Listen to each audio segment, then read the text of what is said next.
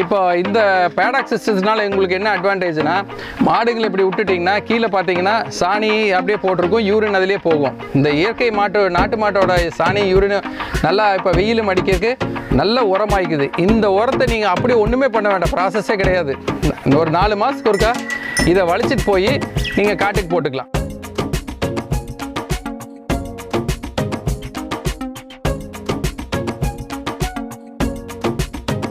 Short breed, இதோட ஹைட்டே இவ்வளோ தான். இதில் வந்து இதோட பால் கண்டென்ட் வந்து ரொம்ப நல்லாயிருக்கு. இதில் வந்து பார்த்திங்கன்னா கண்ணுக்குட்டி போட்டோன்னே இளங்கண்ணோட ஃபேட் கண்டென்ட்டு 7 to 7.5% ஃபேட் வருது. இது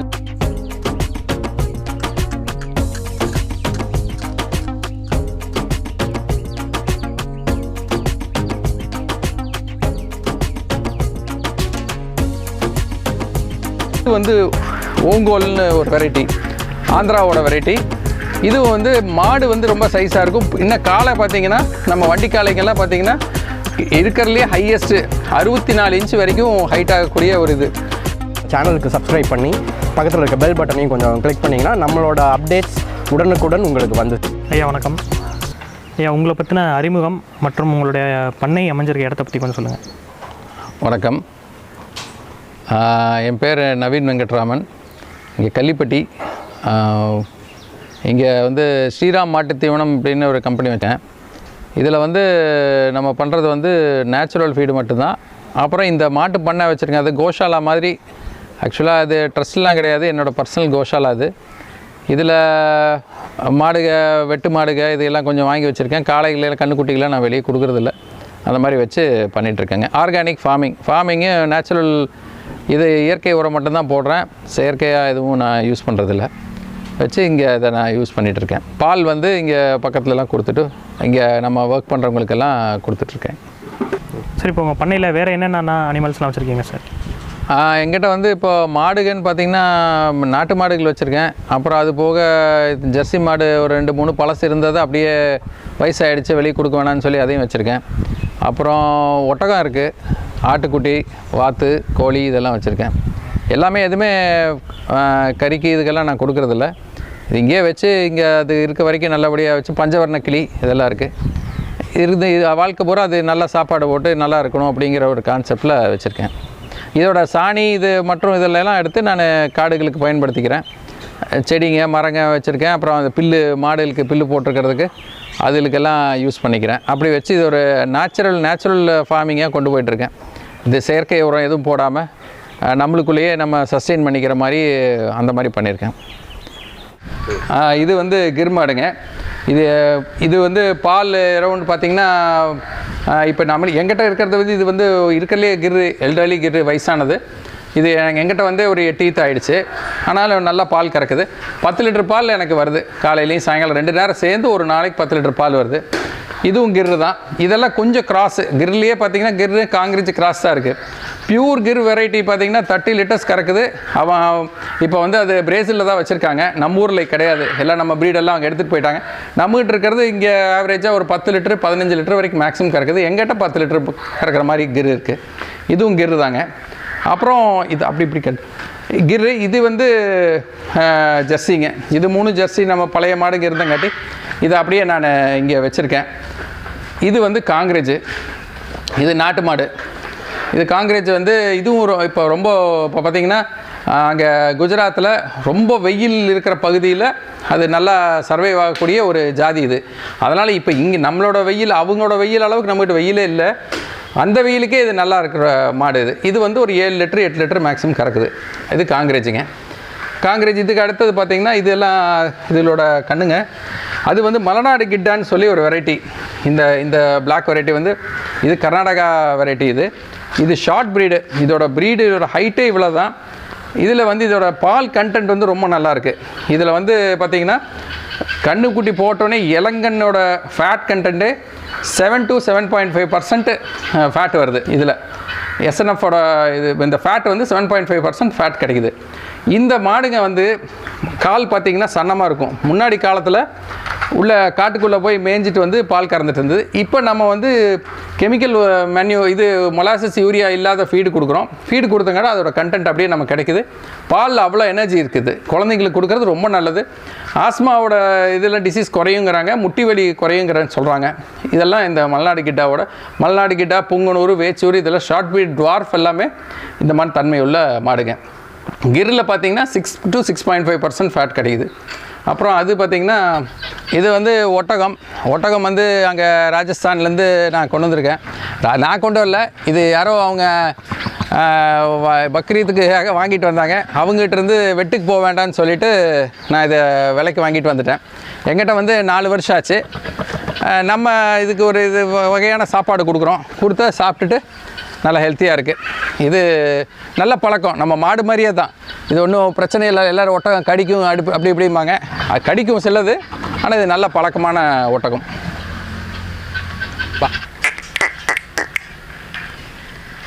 இங்கே இருக்குது. இது வந்து பஞ்சவர்ண கிளி, மெக்காவுன்னு சொல்லுவாங்க. இது ஒரு ஹாபிக்காக வச்சுருக்கேன். இது பார்த்திங்கன்னா நம்ம நல்லா சாயங்காலம்னா நல்லா பேசுது. காலையில் நேரத்தில் அப்படியே இது பண்ணிகிட்ருக்கு. இதில் ஒரு பேர் இருக்குது. இதுக்கு நம்ம ஒரு கூண்டு வச்சிடறோம். அதில் இது 100 இயர்ஸ்க்கு வாழணும்னு சொல்கிறாங்க. நான் நல்லா ஹெல்த்தியாக வச்சுக்கிட்டா அது பாட்டுக்கு அது இருந்துக்குது. நம்ம இப்போ என்ன பேசுகிறோமோ அதை ரிப்பீட் பண்ணுது, அந்த மாதிரி பேசுதுங்க.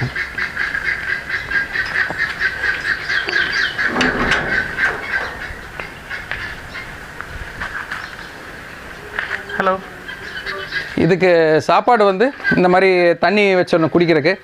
அது சூரியகாந்தி விதையுமே டெய்லி காலையில் கொண்டக்கடலை, மக்காச்சோளம், கடலை இதெல்லாம் ஊற வச்சு கொடுத்துட்டோம்னா அது நல்லா சாப்பிட்டுக்குது. இது ஹெல்த்தியான ஃபுட்டு. இதுதான் இதுக்கு ரெகுலர் ஃபுட்டு. சாயங்காலம் ஒரு ஆப்பிள், அப்புறம் வாழைப்பழம் கொடுப்போம். ஆப்பிள் எல்லா ஃப்ரூட்ஸ், என்ன ஃப்ரூட்ஸ் கொடுத்தாலும் சாப்பிடுது. ஒரு ஃப்ரூட் சாப்பிடும். அவ்வளோ சாப்பிட்டுட்டு அது ஹாப்பியாக இருந்துக்கும். இது வந்து மேலே இயற்கையாக நாங்கள் பாதி இது மரங்களும் இது வச்சு ஷெல்டர் அப்படி பண்ணியிருக்கோம். உள்ளே பறந்துக்குது, ஹாப்பியாக இருக்குது.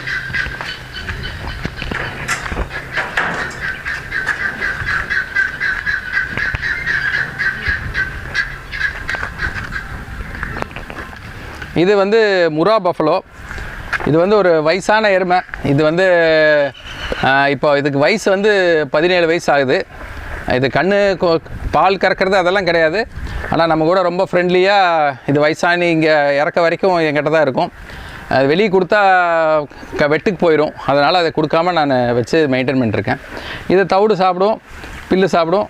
அது நல்லா ரொம்ப ஃப்ரெண்ட்லி. யார் என்ன பண்ணாலும் ஒன்றும் ரொம்ப ரொம்ப நல்ல ஃப்ரெண்ட்லியான ஒரு அனிமல். முட்டாது, எதுவுமே செய்யாது. இது வந்து இப்போ இந்த கூண்டு எப்படி பண்ணியிருக்கோன்னா, எல்லாம் ஃப்ரீயாக இருந்துக்கணும். தண்ணி இதில் வச்சிடணும். 24 மணி நேரம் தண்ணி இருந்தால் தான் மாடுகளுக்கெல்லாம் தண்ணி எப்போ வேணாலும் குடிச்சிக்கலாம். பில்லு சாப்பிட்டுட்டு அந்த மாதிரி பண்ணுற மாதிரி பண்ணியிருக்கு. இது ஷெட்டில் அப்படியே வச்சுக்கிறோம். இது வந்து ஓங்கோல்னு ஒரு வெரைட்டி, ஆந்திராவோட வெரைட்டி.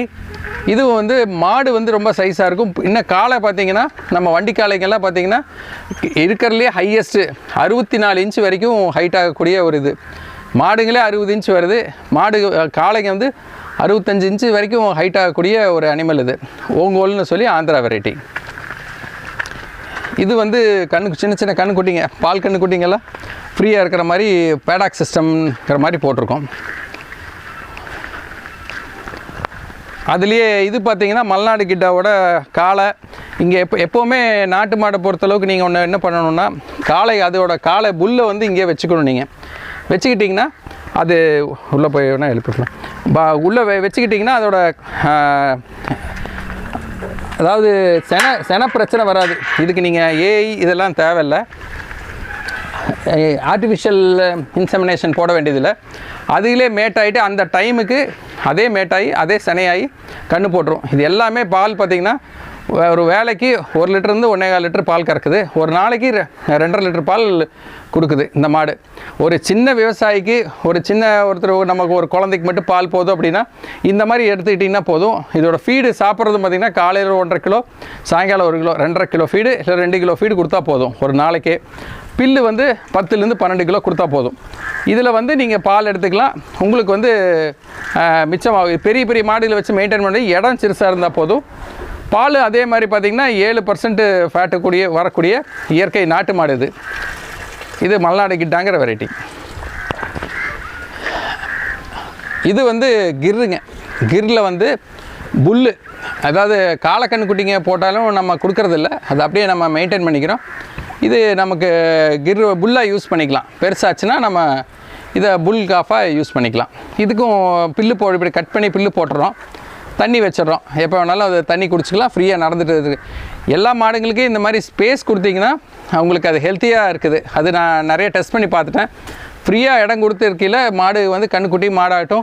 அப்புறம் கண்ணுக்குட்டிங்க எல்லாத்தையும் ஒட்டுக்கா விட்டுறணும். ஏன்னா இப்போ நம்ம தனியாக போய் தனியாக ஒரு ஆள் உட்காந்துட்டு இருக்கார், ஃப்ரெண்ட்ஸ் 4 பேர் இருந்தால் நல்லா இருப்போம்ல, அந்த மாதிரி எல்லாம் இது எல்லாமே ஃப்ரெண்ட்லியாக அது இருக்கும். அப்புறம் டெய்லி ஒர்க்காக வந்து மாடு கன்று வச்சுருக்கவங்க அதை வந்து நீங்கள் ரொம்ப பெட் அனிமல் மாதிரி வச்சுக்கலாம். இது நாய்க்குட்டி எப்படி பூனைக்குட்டி எப்படி வைக்கிறீங்க அந்த மாதிரி ரொம்ப ஃப்ரெண்ட்லி. எவ்வளோ பெரிய மாடாக இருந்தாலும் முட்டுறது எதுவுமே பண்ணாது. நீங்கள் வந்து டெய்லி தொட்டு கொடுத்து பழகிட்டு இருந்தீங்கன்னா அதே ஹெல்த்தியாக இருக்குது. இதெல்லாம் நமக்கு தெரிஞ்ச எக்ஸ்பீரியன்ஸு. இதெல்லாம் இங்கே நம்ம அந்த மாதிரி நடந்திருக்கு. இது வக்கிப்பில் பண்டில் வந்து நம்ம ஸ்டோர் பண்ணி வச்சுக்கிறோம். இந்த மாடுக்கு எப்போ வேணால் அது இப்போ பில்லு போட்டுக்கிறோம். இயற்கையாக பில்லு வச்சுருக்கோம். பில்லுக்கு பத்தாதனால ஏதோ மழைகளை பெய்யுது அறுக்க முடியலன்னா இந்த பண்டில் யூஸ் பண்ணுறோம். இது பார்த்திங்கன்னா மாட்டு வண்டிகை. இதுதான் பழைய காலத்தில் நாங்கள் முன்னோர்கள்லாம் வச்சுருந்த வண்டிகை தான் இது. இதில் வந்து பார்த்திங்கன்னா இது வந்து ரேஸ் வண்டி. அதாவது இந்த டயருக்கும் அதுக்கும் லென்த் இருக்கணும். அப்போ தான் மாடுக்கு வந்து நல்லா வேகமாக ஓடையில் கால் இதில் படாமல் இருக்கணும். அதுக்காக இந்த வண்டி கொஞ்சம் லென்த்தாக இருக்கும். இந்த வண்டி பார்த்திங்கன்னா இப்போ எங்கள் ஊர் கள்ளிப்பட்டி இந்த கோபிச்செட்டி இப்போ ஏரியாலெல்லாம் நாங்கள் டிரான்ஸ்போர்ட்டுக்கு எங்கள் தாத்தா பாட்டியெல்லாம் இதில் தான் எல்லா பக்கம் பொள்ளாச்சி, இங்கேருந்து பொள்ளாச்சி வரைக்கும் கூட இதில் தான் போயிட்டு இருந்தாங்க 2 நாள் ட்ரிப்புக்கு போகிறதுக்கு. அந்த வண்டிக்கு தான் இதெல்லாம் பழைய வண்டிகளெல்லாம் எடுத்து இங்கே ஒருத்தரை பிடிச்சி ரெடி பண்ணி இதை மக்கள் நம்மளோட வர்ற பசங்க ஜென்ரேஷன் வந்து மறந்துடக்கூடாது, இதில் தான் நம்மளாம் பயணித்தோங்கிற தெரியறதுக்காக இதெல்லாம் நான் கலெக்ட் பண்ணி வச்சுருக்கேன். அந்த வண்டி வந்து உங்களுக்கு வந்து கூட்ஸ் கேரியரு, நம்ம சாமானம் எடுத்து போகிறதுக்கு விறகு முதல்லலாம் கேஸ் எல்லாம் கிடையாது, விறகு இதெல்லாம் எடுத்துகிட்டு போகிறதுக்காக யூஸ் பண்ண வண்டி அது. இது தேக்குனால செய்யப்பட்டது. இது பழைய காலத்து வண்டி அது. இது வந்து எல்லாம் கிர் மாடுங்க. கிரில் வந்து ஒரு புல் இருக்குங்க. இப்போ 4-5 மாடு, ஒரு 10 மாட்டுக்கு ஒரு புல் வைக்கலாம். அது இருந்தாலே போதும். அந்தந்த டைமுக்கு அதே ப்ரெக்னென்ட் ஆகிக்கும். இது பில்லுமே தண்ணியும் கொடுத்துட்டோம்னா இதுக்கெல்லாம் ஃப்ரீயாக சுற்றுற மாதிரி ஒரு பேடாக் மாதிரி ஒன்று கொடுத்துட்டிங்கன்னா அது இயற்கையாக நல்லா இருக்குது. ஒரு இப்போ சினையை ஆனதுக்கப்புறம் புல்லை உள்ளே விட்டோம்னா அது பாட்டில் நல்லா எல்லாமே நல்லா ஹெல்த்தியராக இருக்குது. இப்போ இந்த பேடாக் சிஸ்டம்ஸ்னால உங்களுக்கு என்ன அட்வான்டேஜ்னா, மாடுகள் இப்படி விட்டுட்டிங்கன்னா கீழே பார்த்தீங்கன்னா சாணி அப்படியே போட்டிருக்கும், யூரின் அதிலே போகும். இந்த இயற்கை நாட்டு மாட்டோட சாணி யூரின் நல்லா இப்போ வெயிலும் அடிக்கிறதுக்கு நல்ல உரமாய்க்குது. இந்த உரத்தை நீங்கள் அப்படியே ஒன்றுமே பண்ண வேண்டாம், ப்ராசஸே கிடையாது. ஒரு 4 மாதத்துக்கு ஒருக்கா இதை வலிச்சிட்டு போய் நீங்கள் காட்டுக்கு போட்டுக்கலாம். காட்டுக்கு போடல அது யூரினும் அதோட கோமியமும் சாணியும் இருக்கங்காட்டி அது அவ்வளோ பவர்ஃபுல்லாக வேலை செய்யுது. நல்ல இது என்ன கிராப் போட்டிங்கனாலும் நல்லா வருது. இதில் ரொம்ப அவ்வளோ எஃபெக்டிவாக இருக்குது. அதற்கு தான் இந்த சிஸ்டம் போட்டிருக்கோம். இதில் அப்படியே அது மேய்ஞ்சிட்டு சாப்பிட்டு சாணி போடுவோம். அதுவும் இல்லாமல் டெய்லி நீங்கள் சாணி வலிக்கிற கட்டுத்தர வேலையும் கிடையாது. வேலையும் ஆளுக்கு மிச்சமாகுது. சாப்பாடு இந்த மாதிரி போட்டுடுறோம், ஃபீடு இதில் கொண்டு வந்து கொடுத்துட்றோம். இதுக்கு பாட்டுக்கு இங்கேயே இருக்க வேண்டியது தான். கன்று போடுற டைமுக்கு நம்ம கொண்டு போய் கட்டுத்தரையில் வச்சு பால் கறந்துக்கலாம். எல்லா விதத்துலையும் பார்த்திங்கன்னா நாட்டு மாடு வளர்த்துறதுல ரொம்ப பெனிஃபிட் இருக்குது. நீங்கள் எல்லாம் கடைபிடிக்கணுங்கிறது என்னோடய வேண்டுகோள். சார், நீங்கள் வந்து தனியாக ஒரு கம்பெனி வச்சுருக்கிறதா சொன்னீங்க. அப்போ அது இல்லாமல் இந்த கூட்டுப்பண்ணை அமைப்பதற்கான காரணம் என்ன சார்? இது வந்துங்க, இப்போ நாங்கள் இந்த கள்ளிப்பட்டிங்கிற கிராமத்தில் வந்து நாங்கள் இப்போ நான் வந்து ஒரு 6வது ஜென்ரேஷனு. 1821 நாங்கள் இங்கே பூமி வச்சுருக்கோம்.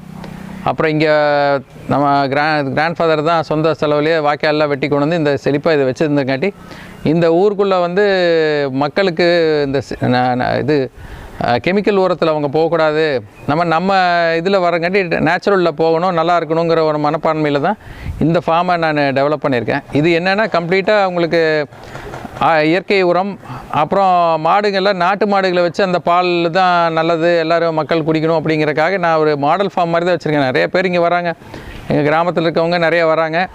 இங்கே இது மாடுங்களோட நல்ல கிடரி கண்ணெல்லாம் நான் இங்கே எல்லாத்துக்கும் கொடுத்துட்டு இருக்கேன். அவங்களும் வச்சு இப்போ அவங்க ஆர்கானிக் ஃபார்மிங் 2-3 இங்கே டெவலப் பண்ணியிருக்கோம். அது போக வந்து நாட்டு மாடுகளை டெவலப் பண்ணணுங்கிறது ஒரு கான்செப்ட். இன்னொன்று வந்து இயற்கை உரம் யூஸ் பண்ணி அவங்க வந்து செழிப்பாக இருக்கணும் அப்படிங்கிற மாதிரி இதுக்காக இந்த ஃபார்மை டெவலப் பண்ணியிருக்கோம். டெவலப் பண்ணி இதில் நான் எனக்கு வேணுங்கிற மாடுங்களையெல்லாம் கொண்டு வந்து வச்சு இதை பண்ணிகிட்ருக்கேங்க. இது ஒன்று வந்து நம்ம ஊர், இது நாங்கள் 6 ஜென்ரேஷன் இங்கே இருக்கிறோம். இந்த மக்களுக்கு ஒரு நல்லது பண்ணுங்கிறதுக்காகவும், அப்புறம் இயற்கை எல்லாத்துக்கும் என்னென்னா, இப்போ நம்ம இந்த இது தோட்டத்தில் வந்து இருந்தால் இந்த மாடு கூட பழகிட்டு இருந்தாலே நமக்கு மனசு நல்லாயிருக்கு. என் சன்னுக்கு கூட இந்த கெஜெட்ஸு, வீடியோ, டிவி எல்லாம் பார்க்காம மாடு கூட வந்து டைம் ஸ்பெண்ட் பண்ணிகிட்டு இருந்தால் குழந்தைங்களுக்கு நல்லது அப்படிங்கிறக்காக அந்த மாதிரி ஒரு கான்செப்ட்டுங்க இது. இப்போ நிறையா பேர் இங்கே எல்லாம் வராங்க, வந்து பார்த்துட்டு போவாங்க. இந்த ஸ்கூல்லேருந்து பக்கத்தில் ஸ்கூல்லேருந்தெல்லாம் கூட்டிகிட்டு வந்து ஒட்டகமெல்லாம் இருக்குங்காட்டி அதெல்லாம் காட்டுறாங்க. கிளி ஒட்டகமெல்லாம் காட்டிட்டு கொஞ்சம் டைம் ஸ்பெண்ட் பண்ணிட்டு போகிறாங்க. அந்த மாதிரி பண்ணிகிட்ருக்கேங்க. சரி, இப்போ உங்கள் பண்ணையில் பார்த்தீங்கன்னா ரொம்ப அழகான ஒரு செட்டப் அமைச்சிருக்கீங்க. இப்போ இதில் வந்து இந்த ஆர்கானிக் ஃபார்மிங் பண்ணுறதுல நாட்டு மாடுகளுடைய பங்களிப்பு எப்படி சார் இருக்குது? இப்போ ஆர்கானிக் ஃபார்மிங்னா பார்த்தீங்கனாலே நாட்டு மாடுகளுக்கும் ஜெர்சி மாடுகளுக்கும் என்ன வித்தியாசம்னா,